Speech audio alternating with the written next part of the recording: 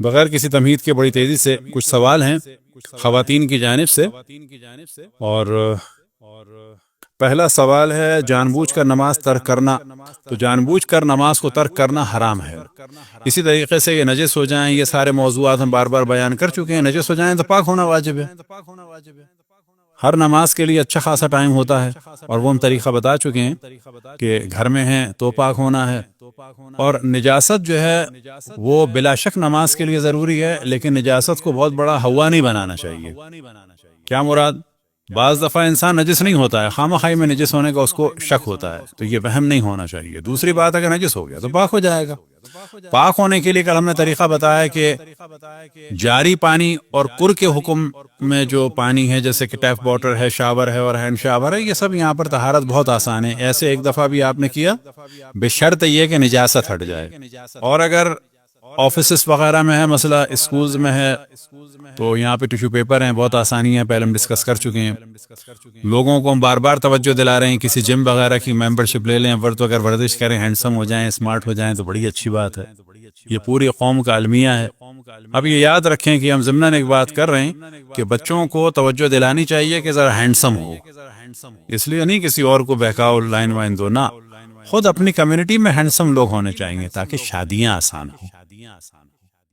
نہیں ہوگا سلسلہ پھر گمراہی ہو. میں نے کینیڈا آ کے بعض چیزیں محسوس کی تھیں، وہ بھی یہاں نہیں بیان کرتے، پھر ہمیں احساس ہوا کہ نہ، واقعاً ہم نے جو آتے ہی دیکھا تھا وہ خطرہ صحیح نکلا. یہ اپنے جسم و جسامت پر، صورت شکل پر، حسن و جمال پر، خصوصاً مردوں کو بھی خواتین کو بھی، نہ اس لیے کہ دوسرے کو دکھائیں، اس لیے کہ اپنا خیال کریں صحت کے حساب سے بھی، اور پھر یہ کہ شادیوں میں بھی اس کا دخل ہوتا ہے. کیا پیڈی کیور مرد کے لیے منع ہے؟ ایک دفعہ ہم نے ایک جگہ درس دیا تو بعض حرام چیزوں کا ذکر کیا. شادی میں ہماری ایک ٹیچر تھیں، اللہ ان کو طول عمر عطا فرمائے، خود ہماری کلاس ٹیچر تھیں، ان کے بیٹے کا نکاح تھا، تو بڑی خوشی سے انہوں نے ہمیں بلایا تھا، بہت خوش ہوئی.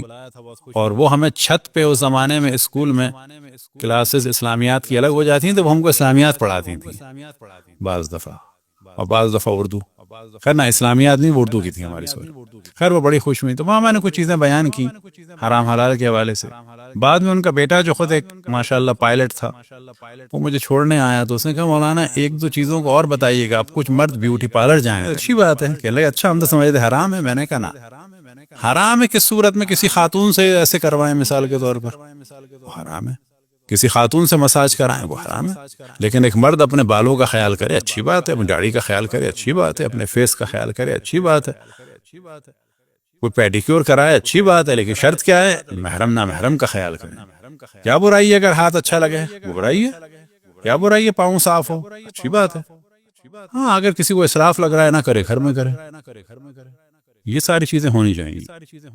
کمیونٹی پڑھی لکھی بھی ہو اور اچھی بھی ہونی چاہیے. ہم خواتین کے لیکچر دیتے تھے، جب ہم کہتے تھے کہ دیندار ہونے کے معنی یہ نہیں ہے کہ اب سر پہ تیل چپڑا ہوا ہے جسم میں سے بدبو آ رہی ہے، اوپر سے ایک چادر ڈال دی. نا بابا نا، دیندار ہونے کے معنی یہ ہے کہ اپنا پورا فیشن کرو، اپنی پوری آرائش کرو. صرف یہ مسئلہ ہے کس کے سامنے کرو.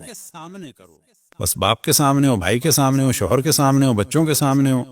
ہیئر اسٹائل بنانا ہو تو بنائیں، اچھے کپڑے پہننے ہو تو پہنے. دیندار ہونے کے معنی یہ نہیں ہے کہ سارا حلیہ ہی خراب ہو جائے. بعض دفعہ لوگ پھوڑوں میں اور دیندار میں فرق نہیں کرتے. نا، پھوڑ الگ چیز ہے، دیندار الگ چیز ہے. گندگی الگ چیز ہے، دیندار الگ چیز ہے. ان کو آپس میں نہیں ملانا چاہیے. اللہ کا شکر ہے، ہمارا تو خیر بچپن سے ذوق تھا میچنگ وغیرہ کا. بعد میں تعجب ہوتا ہے آپ کر رہے ہیں میچنگ. میں نے کہا کیوں؟ اگر ہم میچنگ نہ کریں تو دین کو فائدہ ہوگا کچھ؟ ہاں، کون سا فائدہ ہوگا؟ اور میچنگ کر لیں گے دین کو نقصان ہو جائے گا نا. اور یہ بھی ذہن میں رکھیں، بعض دفعہ ایک جوتا ہوتا ہے وہ مہنگا پڑتا ہے کیونکہ وہ جلدی خراب ہوتا ہے. 3 جوتے ہوتے ہیں، زیادہ چلتے ہیں، اس میں میچنگ بھی رہتی ہے. اور یہ بھی ذہن میں رکھیں، خصوصاً مردوں کے حوالے سے اب یہ موضوع نکل رہا ہے کہ مردوں کی زیادہ صحت کیوں خراب ہوتی ہے؟ آفس، گھر، ٹینشن ٹینشن ٹینشن. اپنا خیال کرنا چاہیے، اپنی صحت کا خیال کرنا چاہیے. اور ایک چیز ضروری ہے کہ خواتین کو تو وہ مل جاتی ہے، بغیر موضوع کے دوستوں سے باتیں کرنی چاہیے. یہ ایک اہم ترین چیز ہے، یاد رکھیں.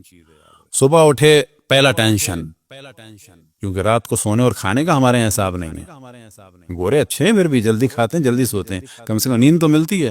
ہمارے لوگ دیر میں کھاتے ہیں، دیر میں سوتے ہیں. صبح جو پہلا ٹینشن ہوتا ہے جس سے ان کی لائف کم ہوتی ہے، وہ گھبرا کے ٹینشن کے ساتھ آنکھ کھولنا ہوتا ہے. پھر اس کے بعد گاڑی کی ٹینشن، آفس کی ٹینشن، پھر اس کا گھر کی ٹینشن، یہ ٹینشن، وہ ٹینشن، خاندان کی ٹینشن. یہ جو لوگ خاندان سے دور ہو رہے ہیں وہ اسی ٹینشنوں کی وجہ سے دور ہو رہے ہیں. یہ جو بعض لڑکے کہتے ہیں شادیاں نہیں کریں گے، وہ اس وجہ سے ہو رہے ہیں کہ گھروں میں اپنے دیکھ رہے ہیں ادھر سے اس کا پرابلم، ادھر سے اس کا پرابلم، ادھر سے اس کا پرابلم. تو ایک جنریشن نکل رہی ہے کہ بابا ہم نے ساری زندگی پرابلم دیکھے ہیں تو ان کو بھی کم کرنا چاہیے. تو یہ مردوں کے خاص مسائل ہیں تو اس پر بھی دیکھنا چاہیے. نہ مردیں خواتین پر ظلم کریں، نہ خواتین مردوں پہ ظلم کریں. انسان آرام سے ڈھنگ سے جیے. خیر، جان بوجھ کر نماز قضا کرنا گناہ ہے. یہ ضمناً نکلا تھا طہارت اور جم کے بارے میں، تو لہٰذا آفس وغیرہ میں بھی طہارت ہو سکتی ہے. کسی جم میں جائیں، اپنے آپ کو پاک کر لیں واپسی میں. اگر 5 بجے چھٹی ہوتی ہے، نماز کب قضا ہو رہی ہے، مثال کے طور پہ دیر بھی ہو رہی ہے، تو اپنے پاک کر لیں. تو یہ اتنا بڑا مسئلہ نہیں ہے. یہ نماز چھوڑنے کے صرف بہانے ہیں. اس کی قضا کیا ہے؟ جتنی نمازیں چھوڑی ان کو ادا کرنا ہوگا. بس اگر کوئی 50 سال کا آدمی ہے تو احتمال یہ ہے کہ 15 سال میں بالغ ہوا ہوگا، وہ کہ 14 میں بھی ہو سکتا ہے، کیونکہ بلوغ جو ہے 15 میں نہیں ہوتا. صرف بلوغ جو ہے وہ اس کی 3 علامتیں ہیں: یا ناف کے نیچے بال آ جانا، یا احتلام ہو جانا، یا بالغ ہونا، یا 15 سال. ہر لڑکا 15 سال میں بالغ نہیں ہوتا، بعض 13 میں بھی ہو جاتی ہے. تو وہ اس کو پتہ ہونا چاہیے. پس اگر ایک 50 سال کا ہے تو منیمم اگر اس نے نماز شروع کی ہے 50 سال کے بعد، تو کتنے سال کی قضا نمازیں ہیں؟ منیمم 35 سال کی، ورنہ 36 کی بھی ہو سکتی ہیں. اب اسے شک ہے 35 یا 36، تو وہ کم پہ رکھ سکتا ہے، کیا کہ نا پس 35 کی. اب اس کو یہ تھوڑی تھوڑی کر کے ادا کرنی ہوں گی. وہ جتنی کر سکتا ہے وہ کرے. یہ روزوں کا کیا مسئلہ ہے؟ روزے اگر جان بوجھ کے چھوڑے یا توڑے، ان دونوں کا پھر کفارہ ہے. یعنی قضا روزہ ایک رکھنا ہوگا، اس کے بدلے یا 60 روزے رکھنے ہوں گے، اور 60 روزے اس ترتیب سے رکھنے ہوں گے کہ 31 ایک ساتھ رکھنے ہوں گے، اور باقی بے شک الگ الگ کر سکتے ہیں. اور آغا ثانی فرماتے ہیں باقی جو ہیں وہ بھی ساتھ رکھیں، احتیاط واجب ہے. یا ایک غلام آزاد کریں، وہ ہو نہیں سکتا. یا 60 مسکینوں کو کھانا کھلائیں. 60 مسکینوں سے مراد نہیں ہے کہ آپ نے 10 افراد کی فیملی کو 6 دفعہ راشن دے دیا. نہ نہ نہ نہ، 60 الگ الگ الگ آدمیوں کو دیں. یہ ایک دن کا ہو گیا. پھر بے شک یعنی 60 کو اگلے دن کا دے دیں، نہ ایک آدمی کو 60 کا دے دیں، یہ بھی نہیں ہو سکتا. 10 آدمیوں کو 6 کا دے دیں، یہ بھی نہیں ہو سکتا. الگ الگ 60. اطعام و 60 مسکین، 60 افراد. اب یہ جو اطعام ہے، یا تو پیٹ بھر کے کھانا کھلا دیں، چاہے وہ بریانی ہو، چاہے وہ پلاؤ ہو، چاہے وہ نہاری ہو. کوئی 1 روٹی کھاتا ہے، کوئی 2 کھاتا ہے. ایک 13 سال کا لڑکا ہے، وہ آدھا کھاتا ہے، آدھی روٹی کھاتا ہے، وہ بھی ہو گیا کھانا. اور اگر آٹے کی صورت میں یا غلے کی صورت میں دیں تو منیمم 750 گرام ہر آدمی کو آٹا یا چاول دیے جائیں. تو یہ ذہن میں رکھیں کہ 60 آدمیوں کو کھلانا آسان ہے، لیکن 60 الگ الگ کوک دینا بڑا مشکل کام ہو جاتا ہے. اسی وجہ سے پھر مراجع کے دفتر میں یا بعض علماء کو دیا جاتا ہے. بہت مشکل کام ہوتا ہے. یعنی خود میں نے کبھی بھی یہ 60 والا ابھی تک ذمہ داری نہیں کی. فدیے کے لیے یہ والی نہیں دی، کیونکہ بڑا مشکل کام ہے. یعنی اگر آپ مجھے اس وقت پیسے دے دیں اور کہیں کہ یہ میرا کفارہ ہو گیا، تو اب میری کیا ذمہ داری ہو گئی کہ یہ 60 آدمیوں کو الگ الگ، تو یہ اس کا کفارہ ہے. لہذا جنہوں نے روزے جان بوجھ کے قضا کیے ہیں، یہ معلوم ہونے کے بعد کے واجب تھے، ان کو کفارہ بھی دینا ہوگا. کفارے کا آسان طریقہ یہی ہے کہ نجف میں یا پاکستان میں اگر پتہ ہو کہ یہ مسئلے مسائل سے آشنا ہے، ایسے نہیں اٹھا کے دے دیا. یہ بھی پتہ ہو کہ اس کو مسئلے مسائل پتہ بھی ہے کہ نہیں پتہ.